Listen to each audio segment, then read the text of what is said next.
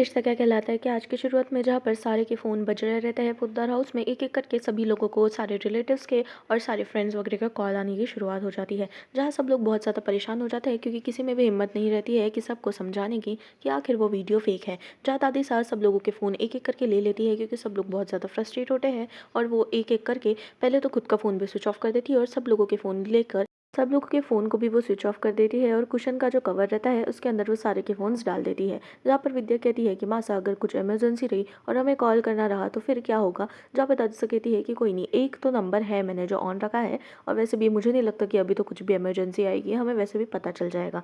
जहाँ सब लोगों को बहुत ज़्यादा बुखार आ जाता है ये सोच कर, तो वहीं पर जो नॉर्मल पब्लिक है वो ये सब कमेंट कर रही रहती है कि ये सब नतीजा है वेस्टर्न मूवीज़ देखने का। वेस्टर्नाइज कल्चर होते जा रहा है आजकल को, तो बच्चे को बिल्कुल शर्म नहीं है और ये तो कोर्ट का भी उल्लंघन किया है। जहाँ पर एक मम्मी अपने बच्चे को ये सब फ़ोन में वीडियो देखते हुए बहुत पिटाई करती है और कहती है कि इसके लिए मैंने तुझे ये फ़ोन दिया। वैसे भी आजकल के लड़का लड़कियों को बिल्कुल शर्म नहीं है, लड़कों का तो समझ आता है पर लड़कियां भी इतनी बेशर्म हो चुकी है कि किसी को बोलने का फ़ायदा नहीं है। दूसरी तरफ वरुण बोलता है कि देखा 2 टक्के के मैंने लॉयर को कितना ज़्यादा फेमस बना दिया, तुम्हें तो मुझे थैंक यू बोलना चाहिए। दूसरी तरफ हम देखते हैं कि अभी अरमान के पास कहती है कि वीरा रोते हुए कहती है कि अरमान मुझसे ये सब सहन बिल्कुल नहीं हो रहा है, इतने मुश्किल से तो सब कुछ ठीक हुआ था और हमारा करियर भी थोड़ा थोड़ा सुधर रहा था, पर नहीं, इस वीडियो ने सब कुछ बिगाड़ के रख दिया। हमारा कैरेक्टर, हमारा स्टेटस भी खतरे में आ चुका है। जहाँ पर घर वालों को हमारे वजह से मुंह छुपाने की नौबत आ गई है। आखिर हम लोगों ने ऐसा कुछ किया नहीं है तब भी हम लोगों को ये सज़ा क्यों भुगतनी पड़ रही है। इतनी मुश्किल से तो हैप्पीनेस का दरवाज़ा ने ठक ठक किया था हमारी ज़िंदगी में, पर देखो ना ये सब हो चुका है। जिसके बाद वो उसे हक करके कहती है कि अरमान मुझसे ये सब बिल्कुल नहीं हो रहा है। जहाँ पर अरमान के हाथ काँप रहे होते हैं लिटरली, क्योंकि वो पब्लिक एरिया में रहता है और वो फिर से डर जाता है कि कहीं उसने अवीरा को फिर से टच कर लिया तो कोई रिकॉर्ड कर लेगा। जिसकी वजह से वो बहुत केयरफुली आजू बाजू की सराउंडिंग देखता है और वो कहता है कि मुझे डर लग रहा है कि मैं तुम्हें हक कर रहा हूँ। वहाँ पर ही अब उस रोशनी की वजह से कुछ चमकती चीज़ दिखती है जो कोई फ़ोन से रिकॉर्ड कर रहा रहता है उन दोनों को। जहाँ पर अरमान को बहुत ज़्यादा गुस्सा आता है, अरमान डायरेक्टली उनके पास जाकर उनकी पिटाई करने की शुरुआत कर देता है और जल्दी से उनके फ़ोन को भी नीचे फेंक कर उसे कुचल देता है। जहाँ पर वो कहता है कि आखिर तेरी हिम्मत कैसी हुई कि हमारी बिना परमिशन के हमें रिकॉर्ड करने की, और तुम्हारी वजह से हम लोगों को बहुत ज़्यादा तकलीफ़ हो रही है। तुम लोग ऐसी फेक वीडियोज़ अपलोड कर देते हो और बिना परमिशन के किसी के भी रिकॉर्ड करके, और तुम्हारी वजह से इतनी सारी तकलीफ़ हो जाती है। जहाँ पर वो जो इंसान रहता है वो कहता है कि अब तुम लोग बेशर्मों की तरह यहाँ पर वो सब हरकतें करोगे जो बेडरूम में करनी चाहिए, तो लोग तो देखेंगे ही, ज़ाहिर सी बात है। जिसके बाद अब अरमान जल्दी से उनका दूसरा फ़ोन ले लेता है और कहता है कि ठीक है, तुझे बहुत शौक है ना दूसरों को वायरल करने का, दूसरों के फेक वीडियोज़ डाल के अपलोड करने का, रुक अब तुझे मैं फेमस करता हूँ। जहाँ पर वो उसकी गैलरी में जाके सोशल मीडिया पे अपलोड करने की धमकी देता है। जहाँ पर वो दोनों कहते हैं कि नहीं नहीं प्लीज़, हमारे घर वालों को पता नहीं है कि हम लोग कल पार्टी में थे, प्लीज़ हमारे घर में बिल्कुल अगर ये पता चला तो वो लोग बहुत ज़्यादा नाराज़ हो जाएंगे। जहाँ पे अरमान कहते हैं कि कोई नहीं, बस नाराज़ी तो होंगी ना, ज़्यादा से ज़्यादा कुछ नहीं होने वाला है। वैसे भी तुम लोगों ने तो हमारे फैमिली को नाराज़ भी कर दिया इतना कि हम लोग बाहर भी नहीं जा सकते। जहाँ पर वो लोग गिड़गिड़ाते हैं तो अबीरा कहती है कि प्लीज़ इन्हें छोड़ दो। आखिर में वो छोड़ देते हैं और कहते हैं कि हम आखिर से किसी का भी रिकॉर्ड नहीं करेंगे। जिसके बाद अरमान कहता है कि मुझे मेरी फ़िक्र नहीं है। जहाँ पर अबीरा कहती है कि तुम आखिर सबको ऐसे सबक नहीं सिखा सकते। तो अरमान कहता है कि मुझे सबसे कोई फ़र्क नहीं पड़ता, मेरे बारे में कहे तो मुझे चल जाएगा, पर अगर कीचड़ तुम पे उछल रहा है तो मैं चुप नहीं रहने वाला, मैं हर एक का बोलती बंद कराने के लिए भी नहीं डरूंगा। जहाँ पर अबीरा बहुत ज़्यादा टेंस्ड होती है, स्ट्रेस्ड होती है, तो वो अरमान से कहती है कि अभी हम लोग पब्लिकली हग या कुछ भी तो नहीं कर सकते, पर क्या मैं तुम्हारे एटलीस्ट स्लीव जो है वो पकड़ सकती हूँ, क्योंकि उसी से मुझे थोड़ा दिलासा मिलेगा। जहाँ पर अरमान भी कहता है कि ठीक है, और दोनों भी बहुत ज़्यादा अब मेंटली और फ्रस्ट्रेटेड रहते हैं। जहाँ पर दूसरी तरफ हम देखते हैं कि कियारा कॉन्स्टेंटली अबीर का फ़ोन ट्राई कर रही रहती है, जहाँ पर उसे कुछ भी अपडेट नहीं मिलता है। वो कहती है कि अबीर यार तुम गए कहाँ हो, कॉन्सर्ट तो कब का ख़त्म हो चुका है, आगे तुम फ़ोन क्यों नहीं उठा रहे हो। जहाँ पर वो भी गोइनकास के हाउस रहती है और वहाँ पे तानिया आकर कहती है कि तुम बहुत ज़्यादा टेंशन में थी, इसलिए मैं तुम्हें फॉलो करते करते यहाँ पे गोइनकास के यहाँ आ गई। जहाँ पर वो कहती है कि तुम कितनी अच्छी मैनेजर हो, मतलब अपने क्लाइंट के लिए इतना ज़्यादा परेशान हो रही हो। तो वहाँ पर कियारा कहती है कि नहीं नहीं, मैं अबीर को इसलिए कॉल कर रही हूँ बिकॉज उससे मुझे अपडेट लेना था ना कॉन्सर्ट कैसे गया। तो तानिया कहती है कि क्यों ना तुम उसे ऑडिट मैनेजर को फ़ोन कर लो, वो तुम्हें बता सकता है ना, पर तुम्हें अबीर को ही फ़ोन क्यों करना है, आखिर उसी से अपडेट क्यों चाहिए, तुम कर सकती हो वो भी, राइट। पर कियारा फिर से बहाना बता देती है, जिसे देखकर तानिया कहती है कि ऐसा हो सकता है कि वहाँ पर उसे कोई और लड़की मिली हो और शायद वो लोग बातें कर रहे हो कॉन्सर्ट में, शायद उसको अच्छी लड़की मिल गई, मतलब वो हैंडसम है, सिंगल है, तो सारी लड़कियाँ उसे ग्रैब करना चाहेगी ही। अब वो तुम्हारे चलते तो नहीं रह सकता, तुम ही ने कहा था उससे दूर रहो। जहाँ पर वो चिल्ला कर कहती है कियारा कि नहीं नहीं, बस ऐसा कभी नहीं हो सकता। जिसे देखने के बाद तानिया कहती है कि अब मुझे पता है कि फीलिंग्स उसकी कन्फ्यूज़ नहीं है, फीलिंग्स किसकी कन्फ्यूज़ है, वो तुम हो कियारा। दूसरी दूसरी तरफ अब वो दोनों जल्दी से अपने बेटी को लेने के लिए उसके स्कूल में पहुंच जाते हैं, जहाँ अरमान और अबीरा कियारा की बात कर रहे होते हैं और कहते हैं कि हम दोनों को उसके सामने अच्छा बनने का नाटक करना पड़ेगा, जिससे हम बहुत ज़्यादा खुश हो। देखना वो मंकी आते साथ ही ना बहुत सारी ढेर सारी कहानियाँ सुनाने लग जाएगी और उसकी नॉन स्टॉप बकबक तो कभी नहीं रुकेगी।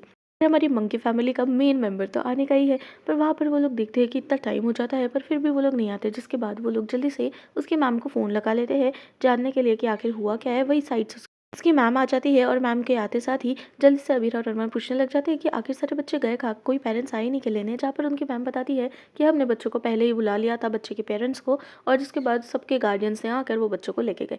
अब इन लोगों को टेंशन हो जाती है कि मायरू आखिर गई कहाँ है, क्योंकि उनके गार्डियन तो हम हैं। तो वहाँ पर उसने कहा कि उसने हमें एक नंबर दिया था उसके गार्जियन का और वो उसकी मासी का नंबर था, जिसके बाद उसकी मासी ने उसे पिक कर लिया। जहाँ पर अबीरा और अरमान उनके केयरलेसनेस को देखकर उन्हें बहुत ज़्यादा झाड़ने लग जाते हैं, तो उसकी मैम कहती है कि ये तो शायद मुझे आपको कहना चाहिए, क्योंकि आपने जो किया है ना, हमने वो सब वीडियो देख चुका है और मैं तो आपसे रिक्वेस्ट करूँगी कि आप यहाँ पर मत आए, क्योंकि बाकी पेरेंट्स ने अगर इसे बैड वे में ले लिया तो हमें कंप्लेन करने की ज़रूरत पड़ेगी। भैया भाभी आप जहाँ पर भी हो जल्दी से गोइंका हाउस आ जाओ, क्योंकि वहाँ पर मायरा जो है वो बहुत अजीब वियर्ड बिहेव कर रही है। जिसके बाद सुनने के बाद जल्दी से वो लोग आ जाते हैं, क्योंकि वहाँ पर प्रॉब्लम हो जाती है। जाने से पहले जल्दी से माधव जी दादी साहब को कहते हैं कि आप लोग जल्दी से फ़ोन ऑन कर लो, क्या पता कुछ इंपॉर्टेंट अपडेट हो। जैसे ही दादी फ़ोन ऑन करती है वैसे ही अबीरा का कॉल आ जाता है और उसे पता चल जाता है कि मायरा साथ कुछ गलत हुआ है, क्योंकि वो बहुत ज़्यादा अजीब और वियर्ड बिहेव कर रही है। जिसके बाद वो लोग कहते हैं कि ठीक है तुम गोयनका हाउस पूछो, अगर कुछ चाहिए तो हम लोग आ जाएंगे। विद्या कहती है कि पता नहीं हमारे हंसते खेलते घर को क्या हो गया, किसकी नज़र लग गई, इतने दिन के बाद तो इतनी सारी खुशियाँ आई थी, पर नहीं, लोगों से तो वो खुशियाँ भी देखी नहीं जाती। जहाँ पर अब ये लोग भी बहुत ज़्यादा टेंस होते हैं और तानिया को भी फाइनली फिक्र होने की शुरुआत हो जाती है। Tania is not bad, Tania अच्छी है, कुछ सर्कमस्टांसेस उसे वैसे पोर्ट्रे कर देती है। जल्दी से वहाँ पे मनोज भागते हुए आता है और कहता है कि जल्दी से बाहर चलो, एक और प्रॉब्लम आ गई है। जैसे ही सब लोग बाहर जाते हैं वहाँ पर देखते हैं कि किसी ने तो बहुत ज़्यादा चीप और डिस्गस्टिंग थिंग्स वहाँ पर लिखी होती है वो कपल्स के बारे में, और इनकी इज्जत जो है वो उछाली जाती है। जहाँ पर दादी सा कहती है कि आखिर ये सब करके कौन गया, तो वहाँ पर माधव कहते हैं मैं अभी सीसीटीवी फुटेज निकाल कर पुलिस में कंप्लेंट करता हूँ, पर दादी कहती है कि नहीं, इससे और हमारी इज्जत उछाली जाएगी अगर पुलिस के पास एक मैटर गया। जहाँ पर कृष्ण भी अब कमेंट करने लग जाता है कि तो क्या करें, हम बस इसे देखते रहे और इसके इतने अच्छे अच्छे वर्ड्स हम लोग हमारे दिमाग में ले। तो वहाँ पर दादी सा कहती है कि मुंह चलाने से अच्छा हाथ चलाओ, और मायरू के यहाँ पे आने से पहले ये सबको हमें साफ करना है। दूसरी तरफ जल्दी से हम लोग देखते हैं कि गोइंका हाउस में पहुंचकर मायरू की रो रो के हालत बहुत ज़्यादा ख़राब होती है। जहाँ पर यार उन्हें बताती है कि मायरू जब से आई है तब से बहुत ज़्यादा वियर्ड बिहेव कर रही है, दरवाज़ा भी नहीं ओपन कर रही है और दरवाज़ा लॉक करके वो रोए जा रही है। जहाँ पर उससे जब पूछा जाता है कि इसकी रूम की चाबी कहाँ है, तो पता चलता है कि वो अबीर के पास है और अबीर तो गायब है। जिसके बाद वो लोग बहुत ज़्यादा नॉक नॉक करते हैं, पर कोई जवाब नहीं आता। जिसके बाद अबीरा कहती है कि बिल्लू बिल्ली बिल्लू तो मेरा बच्चा है ना, बिल्लू हमेशा मम्मी की बात मानता है, प्लीज़ बेटा एक बार दरवाज़ा खोल दो, क्या हुआ ये तो बताओ। पर जिसके बाद उसकी आवाज़ जैसे ही वो सुनते हैं वैसे ही वो और ज़्यादा छुप जाती है। जहाँ पर दूसरी तरफ जल्दी से गैलरी क्रॉस करके तारा की मदद से अरमान वहाँ पर क्लाइम करके मायरू के रूम में घुसने की कोशिश करता है।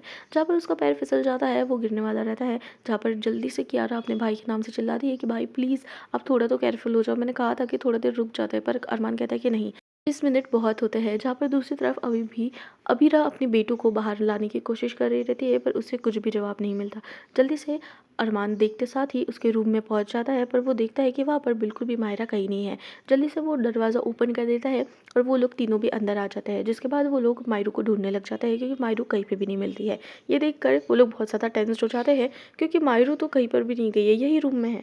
जहाँ पर अबीरा समझ जाती है और कियारा भी कहती है कि ये तो पक्का है कि आप नीचे, हम लोग नीचे थे और आप डोर के पास थे, तो मायरू तो ये रूम से बाहर नहीं जा सकती, मायरू यहीं पर होगी, हमें ध्यान से ढूंढना चाहिए। जिसके बाद वो लोग ढूंढने की कोशिश करते हैं। अबीरा का ध्यान जाता है एक लॉन्ड्री के बैग पर, जहाँ पर वो सबको शांत करवा के कहती है कि मुझे ऐसा लगता है कि वो वहाँ पर है। जिसके बाद वो लॉन्ड्री के बैग के पास जाती है, वहाँ पर लॉन्ड्री के बहुत सारे कपड़े पड़े होते हैं। एक एक करके वो कपड़े निकालती है और फाइनली उसे पता चल जाता है कि यहाँ पर ही मायरू छुपी हुई है। जिसके बाद वो देखते हैं और जल्दी से वो कपड़े बाहर निकालते हैं। उसके बाद मायरू को बाहर निकालने की कोशिश करते हैं, पर मायरू जो है वो टैंट्रम्स थ्रो करने की कोशिश करती है कि मुझे आप लोग नहीं चाहिए, आप लोग प्लीज़ यहाँ से जाओ, मुझे अकेला रहना है। जिसके बाद अरमान कैसे भी करके अपने बेटू को बाहर निकालता है और कहता है कि आखिर हुआ क्या है, आप मुझे तो बता सकते हो। जहाँ पर मायरू फिर से रेजिस्ट करने लग जाती है और टैंट्रम्स थ्रो करके कहती है कि नहीं, मैंने आपके कहा ना कि आप लोग बहुत ज़्यादा बैड हो, आप लोग मुझसे दूर रहो। जिसके बाद मायरू अबीरा अपने बेटू को समझाती है कि हमने तो प्रॉमिस किया था ना कि बिल्ली फैमिली हमेशा साथ रहेगी और कुछ भी अड़चन आए तो हम लोग हमेशा साथ रहकर उससे सॉल्व करेंगे। जहाँ पर अरमान कहता है कि हाँ, तुम्हें याद है कि कैसे टेबल तुमसे सरक नहीं रहा था और फिर हमने मम्मा की हेल्प ली और फिर वो हट गया। वैसे ही प्रॉब्लम्स होती है बेटा, अगर हमने डिस्कस करके साथ में उसका सोल्यूशन निकाला तो वो जल्दी हल हो जाती है। जिसके बाद अब सब लोग उसे फोर्स करके बोलने की कोशिश करते हैं, समझा करके बेटू क्या हो गया ये बताओ। तो वहाँ पर अब जल्दी से मायरू कहती है कि सब लोगों ने मुझे बैड बैड कहा, सब लोगों ने मुझे बहुत ज़्यादा टॉन्टिंग दी, सब लोगों ने बहुत चिढ़ाया। हमारी जो फ्रेंड है ना रिया, उसने एक टैब लाया था और वो टैबलेट में हम लोगों ने एक वीडियो देखा जो आप लोगों का था, जिसमें आप लोग KISSING वाला सीन कर रहे थे। और फिर उसके बाद मैम ने आकर उससे टैबलेट ले लिया और फिर वो लोग सब मुझे चिढ़ाने लग गए कि तुम्हारे पेरेंट्स बहुत ज़्यादा बैड है, तुम्हारे पेरेंट्स बहुत छींची वाला काम करते हैं। और उन लोगों को मैंने बहुत ज़्यादा रोकने की कोशिश किया, पर वो लोग गाना गा रहे थे उस बात का। और उन लोगों ने पेपर में भी चीट्स लिखे और फिर उसमें बैड पेरेंट्स और बैड गर्ल करके मेरे पे थ्रो किए। जिसके बाद मैं बहुत ज़्यादा डिसअपॉइंटेड हो गई और मैम ने को भी ये सब बातें पूरी पता चल गई। मैंने उन्हें बहुत रोकने की कोशिश की पर किसी ने नहीं सुना, सब लोगों ने आपको बैड बैड छीछी कहा।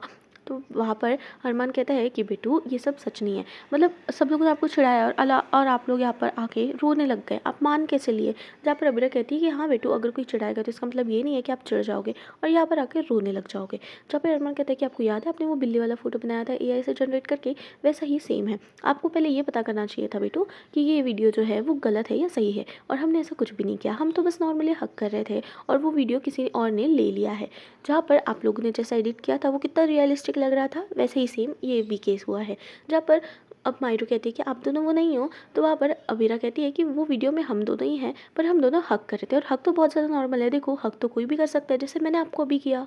देखो मैं आपके माँ से को भी हक कर रही हूँ, इससे प्यार बढ़ता है, बहुत सारी प्रॉब्लम्स दूर होती है, टेंशन भी दूर हो जाता है और बहुत कंफर्ट भी मिलता है। तुम्हें पता है हक के बहुत सारे फ़ायदे होते हैं। और वैसे भी हक तो हम किसी को भी कर सकते हैं, जैसे मम्मी पापा हक करते हैं ना, हम मम्मी पापा हक करते हैं क्योंकि वो दोनों एक दूसरे को बहुत प्यार करते हैं। आपने हमें पिछली बार कहा था ना हमारे मम्मी पापा हक क्यों नहीं करते, क्योंकि हम लोग अभी बहुत ज़्यादा प्यार करते हैं और इसलिए हम लोग हक करते हैं। हक तो बहुत ज़्यादा नॉर्मल और अच्छी चीज़ होती है, ठीक है, ये कोई बैड चीज़ नहीं है। जैसे देखो अभी मैं आपको हक करती हूँ तो मेरे चेहरे पर कितनी बड़ी स्माइल आ जाती है, वही फिर मैं आपको हक नहीं करती हूँ तो देखो मेरा चेहरा कितना सैड हो जाता है। ऐसे करके वो लोग जल्दी से मायरू को मनाने की कोशिश करते हैं, जहाँ पर वो लोग एक एक बारी बारी करके उसे हक करके दिखाते हैं कि देखो मेरे चेहरे पे कितनी ज़्यादा स्माइल आ गई है, पर तुम दूर हो जाती हो तो स्माइल भी हट जाती है। जिसके बाद अब ये लोग मायरू को शांत करा के कहते हैं कि बेटू फालतू की बातों में किसी की भी आना नहीं, और जब तक हम सच नहीं जान लेते तब तक हमें किसी की भी बातों से बुरा नहीं लगना चाहिए। दूसरी तरफ मायरू वगैरह भी फाइनली खुश हो जाते हैं, ये बोलकर कि हाँ, ट्रस्ट जो है ना वो बहुत इंपॉर्टेंट होता है फैमिली में, और हक करने से सारे स्ट्रेस जो है वो दूर हो जाते हैं। अब बिल्ली फैमिली जो है वो एक दूसरे को देखकर थोड़ा बहुत ज़्यादा खुश हो जाती है, क्योंकि मायरू को तो फिलहाल सिचुएशन के बारे में पता नहीं है कि ये AI ने कितनी ज़िंदगी बर्बाद करके रखी है। और फाइनली AI जो है उसकी वजह से हमें अभी पता चल रहा है, भले ये सीरियल की जगह पता चले, पर हमें फाइनली पता तो चल रहा है कि कितना स्ट्रेस हो जाता है जिनके साथ ये घटना होती है। वहीं पर हम कल के वीडियो में देखने वाले हैं, जहाँ पे वो लोग स्कूल में आ जाते हैं और स्कूल के मैम के साथ डिस्कस करने वाले रहते हैं कि मायरू का ज़्यादा ध्यान दे। पर वहाँ पर उन्हें पता चलता है कि कोई इवेंट है, पर आखिर अगर कोई इवेंट था तो हमें किसी ने बताया क्यों नहीं। जिसके बाद वो लोग अंदर जाके वो मैम से बात करने की कोशिश करते हैं, क्योंकि बाहर में बहुत ज़्यादा एनुअल फंक्शंस के बैनर लगे रहते हैं और सारे ही बच्चे अपने पेरेंट्स के साथ आते हैं।